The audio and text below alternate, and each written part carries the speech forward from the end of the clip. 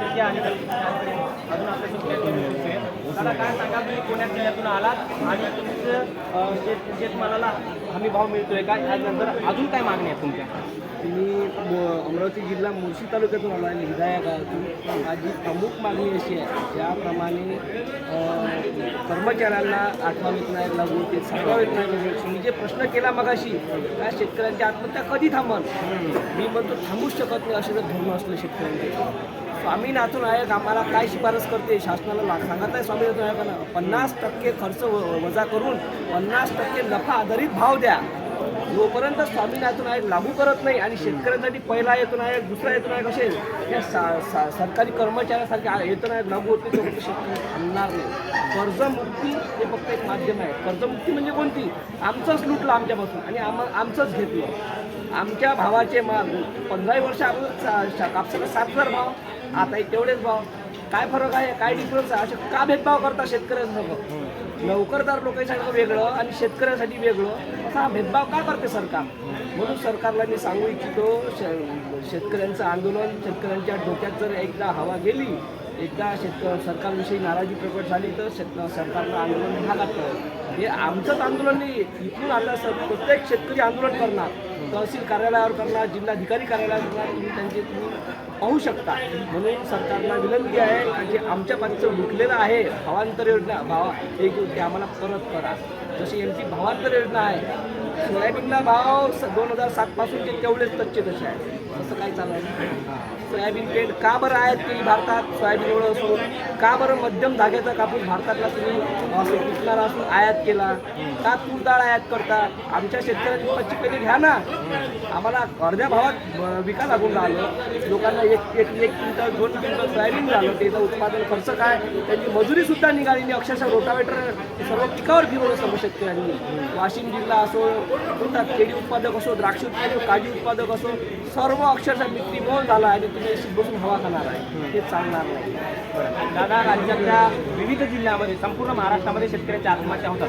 परंतु ज्या शेतकऱ्यांनी आत्महत्या केली ते कुटुंब त्याच्या जीवावर असतं. परंतु ते कुटुंब आता त्या याच्यातून उभारण्याकरिता सरकारने कोणत्या उपाययोजना कराव्यात? सरकारने कुठल्या प्रकारची मदत करावी? ज्या घरात आत्महत्या होते ना शेतकऱ्याच्या, ते कुटुंब कधीच उभारू शकत नाही. त्याच्या पत्नीला विचारा, त्याच्या मुलाला विचारा, त्याच्या आईवडिलाला विचारा. तुमच्या फाटक्यामध्ये ते कुटुंब दुरुस्त होणार नाही. त्यांना जो मानसिक धक्का बसते ना, आपला घरचा जीव गेल्यावर, तुम्ही नाही करू शकत त्याची तुलना. तुम्ही एक तुटपुंजी लाखोची मदत देऊन त्यांचं नाही करू शकत. फक्त शेतकऱ्याला पायावर उभं करा, त्याला वरच्यावर काही देत जा, त्याचे सण साजरे करा. तो तुमचा दुवा देईल शेतकरी तुम्हाला, सगळ्या सरकारला कोणालाही. म्हणून जे तुम्ही भाव जे आहे काहीतरी त्यावर आयोग नेमा. स्वामीनाथन आयोग चालू करा. बच्चूभाऊची प्रमुख मागणी आहे, स्वामीनाथन आयोग चालू करा. 50% आता जर माझ्या सोयाबीनला जर क्विंटल मागं 6,000 खर्च येते, तर मला सोयाबीनला भाव 12,000 भेटला पाहिजे. कापसाला जर 12,000 क्विंटल उत्पादक खर्च आहे तर मला 24,000 भाव भेटला पाहिजे. तरच आम्ही इथं जगू शकतो.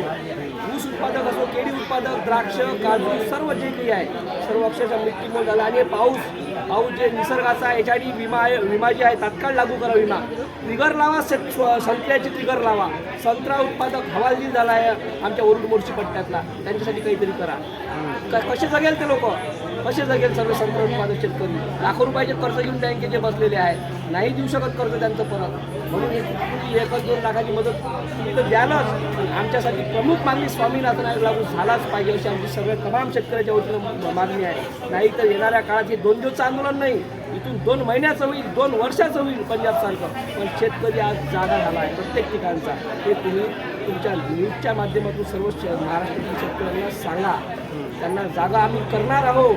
आणि प्रत्येक गाव खेडे फिरून काढणार. आमचे बच्चू भाऊंनी प्रत्येक 8 महिन्यापासून फिरून आले. तो बिचारा माणूस त्याचे रात्री 12 वाजेपर्यंत आमच्या सोबत इथं होते.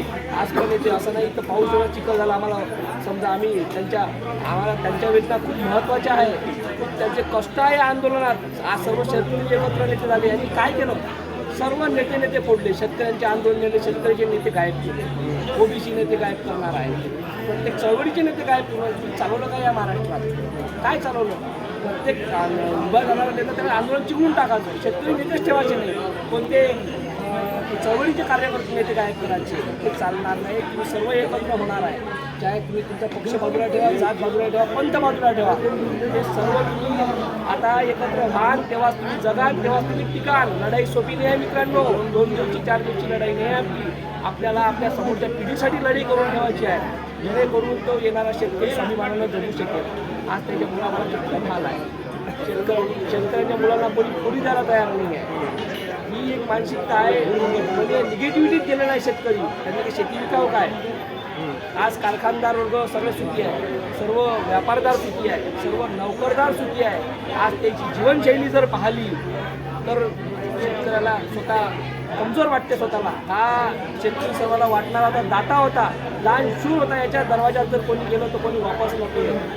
आज भिकारी करून ठेवला आम्हाला. तुम्ही शासन असो, कोणतंही शासन असो, नुसतं देवाभाऊचंच नाही, कोणतंही शासन असो, तुम्ही शेतकऱ्यांसाठी एक चांगला आयोग नेमा, स्वामीनाथन आयोग लागू करा. आणि जे वेतन आयोग सरकारला कर्मचाऱ्याला ते वेतन आयोग आता चालू झाले पाहिजे. पहिला वेतन आयोग, दुसरा आणि भावांतर योजना चालू करा. तुमच्याकडून जर आमच्या सोयाबीनला कापसाला भावाने दिलं तर जे तुम्ही भाव आधारित मूल्य केले, कोणता कृषी मूल्य आयोग, त्यांना काय समजते घंटा याच्यातलं किती खर्च येते तर किती खर्च येते. दरवर्षी 800-400 रुपये वाढवता फक्त. हा तुमचा आहे 400 रुपये, 200 रुपयाची मजुरी 400 रुपयावर गेली. कृषी मूल्य आयोग बदला, त्याचा तो भोपणजी काढून टाका तिथे. शेतकऱ्याला आधारित कृषी मूल्य आयोग तयार करा.